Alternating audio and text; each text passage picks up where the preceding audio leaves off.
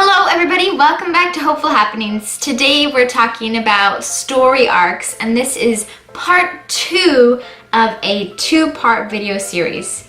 Last week we talked about avoiding amateur mistakes in story arcs. Today we're talking about 2 hidden places where story arcs are present.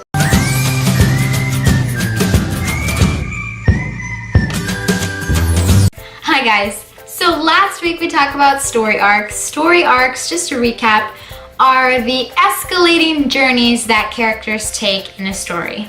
They start slow, there's a rising action, and then it peaks at a climax, falling action, and a resolution which wraps everything up nicely. This escalating journey is what the plot will go through to make us, the reader, feel fulfilled. However, characters are also places where you will see story arcs. Now with a character, you don't normally call it character story arcs. Instead, you call it being a dynamic character. A dynamic character means that the character changes over time. So who they are at the beginning of the story is not who they are at the end of the story. All of our main central characters should be dynamic characters, especially the protagonist. Being dynamic, however, doesn't have to be just the central characters. It can be the peripheral characters as well. Just that the amount of time spent on seeing their change is not going to be as prominent as with the central characters. Now, obviously, a character is not just going to be like, oh, I hate this person for the whole book, and then be like, just kidding, I love this person. There has to be a story arc with them. Each individual character should have an escalating journey internally about whatever the conflict is that's going on. So as the plot rises, so does the internal feelings of the characters. That's why at the climax of the plot, it's also the climax of the characters, because whatever main event is happening in the climax, it's going to internally affect the characters as well, and they're going to have to make some important decision at that point that kind of determines the rest of the resolution. And it doesn't have to be a good thing. People don't always have to, make this amazing journey and then turn out for the better. Tragedies are when characters make a bad choice and it results in their, usually, death. So whether your dynamic characters change for the good or the bad, they should change so that they follow the escalating plot. Now just remember that at the end of a story, there's going to be a new beginning, there's going to be a new status quo.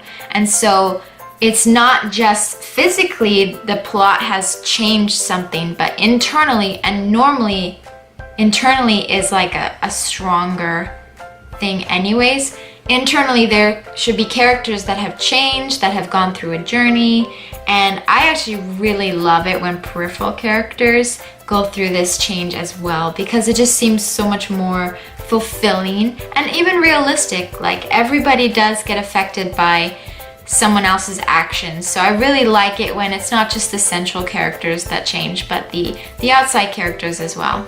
The second place that story arcs are present, which you might not know, is that story arcs are present in chapters. Every single chapter is its own story arc. This is why chapters feel so fulfilling, is because they go through that little arc every single time, and it's kind of like an escalating journey up to the climax. The only difference between a story's story arc and a chapter's story arc is where it ends. Plot story arcs end at the resolution, whereas chapter story arcs end at the climax. And the reason it ends at the climax is because you want to keep that suspense.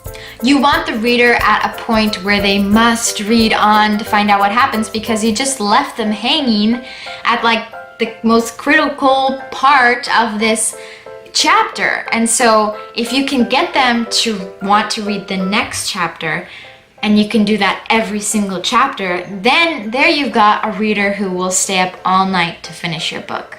Now this can be kind of daunting, especially if you've already written your book and you've realized, oh, I didn't do a story arc in every single chapter, and maybe that's why my chapters are kind of just bland. I think even if you know this principle, you still will not be perfect at doing it, you know, like in your first draft, your second draft, your third draft, who knows how many drafts it will take. It took me a ton of drafts to get these story arcs to flow nicely and for the conflicts to be, you know, something that the reader will care about. So if this does sound daunting to you and you don't exactly know what to do, why don't you just dissect every single chapter and figure out what the most important thing is in this chapter. What's the most important information? What's the most important scene that the reader needs to know in this chapter? Make that your climax and then work backwards to see how you are going to get to that point. You may want to review my previous video on story arcs to ensure that each chapter is escalating in its trials. That's it for this week. Thank you so much for watching. If you would like to see more videos like this, then please subscribe down below. And I've actually just come up with a new story idea, so I'll be writing a first draft in the very near future. So if you would like to see me go through that writing process, I document everything on my Instagram page. So please follow me on there. Thank you so much for watching. We'll see you next week. Bye.